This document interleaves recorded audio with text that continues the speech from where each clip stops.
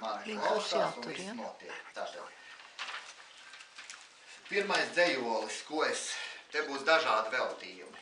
Būs tam ilžukam, otram ilžukam, dačukam, kurš it kā nav atnācis, ja. Tātad 11.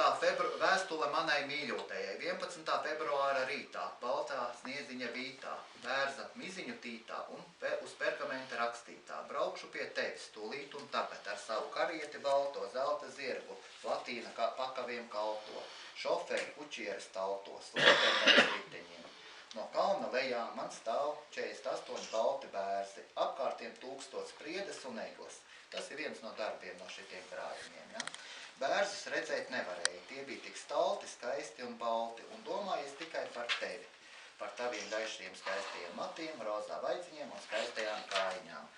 Un vēl ko citu, domas salējās kopā ar sniegu, baltā saldējuma jūrā, to skrāšņoja peldošas zemenes, ķirši un citronu šķēlītes, bet pa vidu smaržīgs un salds, Latgales rausītis vai lācītis, kā parasti braucu ar ātrumu un karieti balto.